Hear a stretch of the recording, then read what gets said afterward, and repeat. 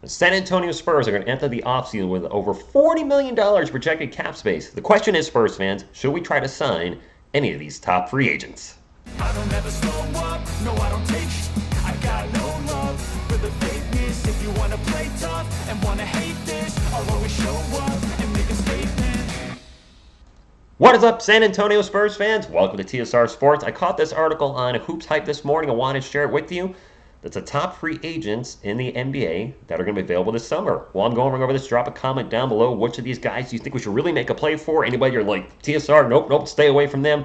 Hit that thumbs up to support the channel and subscribe for more Spurs content. Just as a side note, with the over $40 million in projected cap space, that could change if they extend Trey Jones or Zach Collins.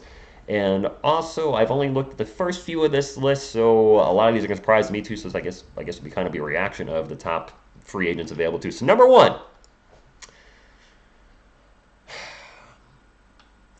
look, James Harden is showing us he can still ball in Philadelphia, but he would eat up pretty much all our cap. He's way on the wrong side of 30.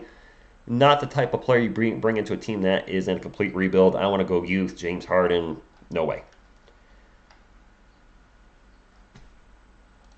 I don't like drama. Next. And look what happened to Dallas when he arrived. Come on. Fred VanVleet. We've talked about meeting some folks, maybe moving on from Trey Jones and going to a different point guard. How do you guys feel about Fred VanVleet?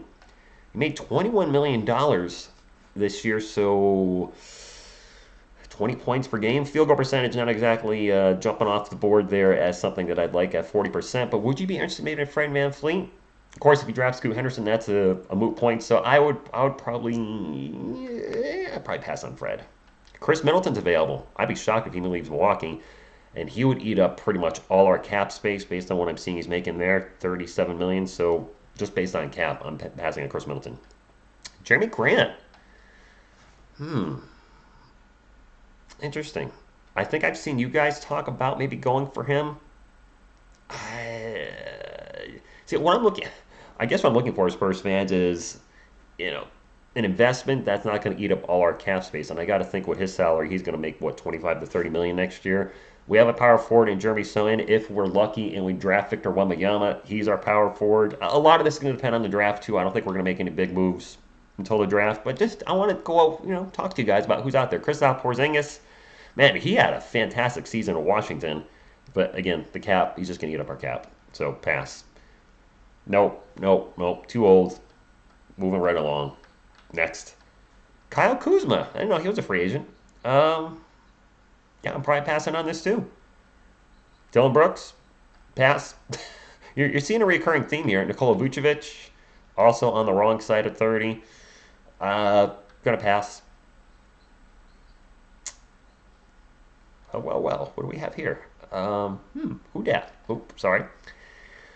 And look which uniform he's wearing. That's ironic. They have him listed Jakob Poeltl Center Toronto, but he's wearing a Spurs uniform.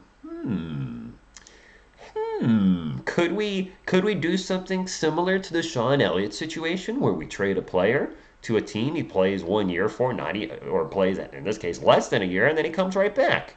An extremely efficient center who does all of his damage on offense near the paint. Excellent defender, can bother foes down low and switch on a wings on occasion. Good finisher out of the pick and roll. Made $9 million this season with the Spurs and the Raptors. This is an interesting one, Spurs fans. If they could get Jakob Poeltl for $15 million a year for 4 years, we have the cap space. Would you want him back? And now give us a 1-2 punch of Jakob Poeltl and probably Zach Collins. Or have you seen enough from Zach Collins, because he is a stretch five, whereas Jakob Poeltl's not?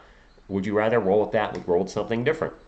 I don't know. This is an intriguing situation, and this is one, if he came back, I would certainly welcome with open arms. Turtle Power, he's going to be, 27, 28 next year? If we could get him back for the right price, I'd be on board with this. Definitely. Brook Lopez, he also can shoot the three. He's a terrible rebounder for a center. For a guy his size, yeah, the 2.4 blocks per game is phenomenal. But only 6.4 rebounds, bro? Really? So, probably going to pass on Brook Lopez. Jordan Clarkson, he's on the other side of 30.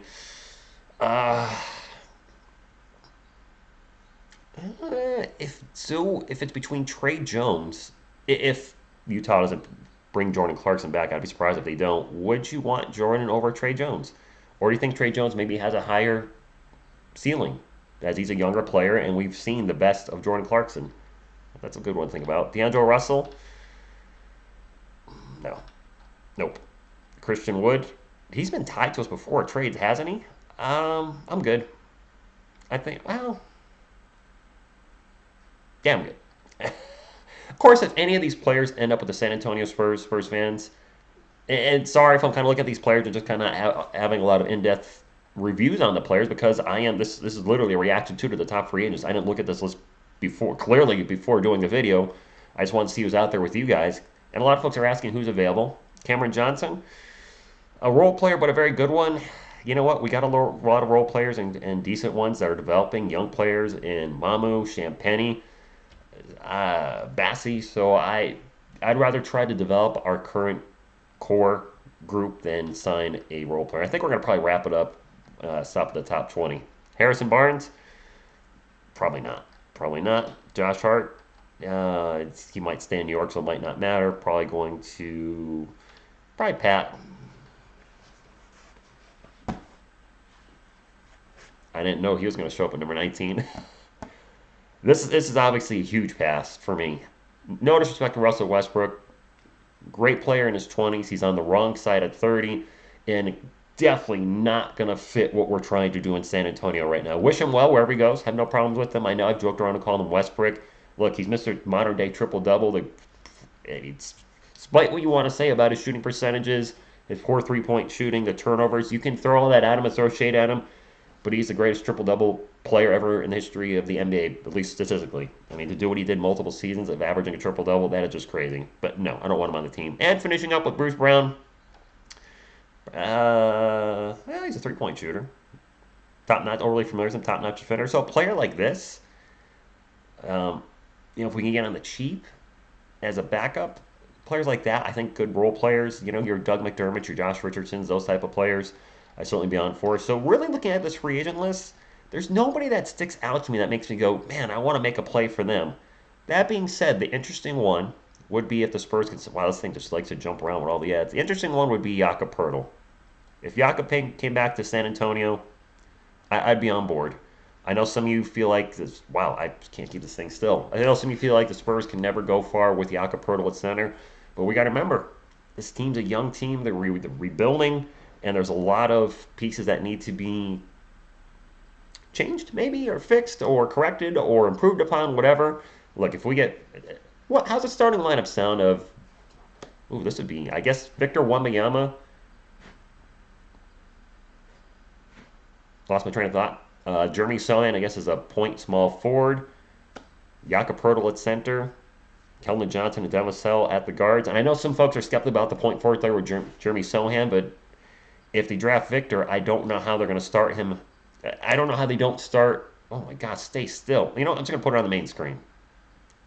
Let's just put this up here. It's driving me crazy seeing this thing bounce around. If they draft Victor, they're starting him, clearly. No doubt whatsoever. If we land number 1, they're starting him at likely the 4 spot. I gotta think they try running Jeremy as point. Maybe they have Keldon run point at times, Devin point at times. It's gonna be really interesting to see what happens with the Spurs. Of course, we draft Scoot Henderson, and then he's gonna be our starting point guard. And I guess the big question is, Zach Collins or Jakob Poeltl? Who do you think is gonna who gives us a better chance to win? If you guys think, and I like to bounce this off you guys and get your feedback. If you think Zach Collins gets a better chance to win, and he played phenomenal at the end of the season, really played very well, having a stretch 5 ability. But does have a higher ceiling offensively than Jakob. If he can continue to improve, and of course the big thing was Zach Collins to stay healthy, maybe he could be just as good, if not better. And we'll be looking back and saying, you know what, maybe we should have started Zach earlier. I know, that's all I got though. Be very interesting to see if the Spurs make a play on any of these players. And please let me know in the comments, is there any player that I kind of skimmed by and went, pass, that you're like, no, actually, you know what, TSR, I've seen him play. He would perfectly fit what we're doing in San Antonio. Thank you all for tuning in, and as always, go Spurs, go!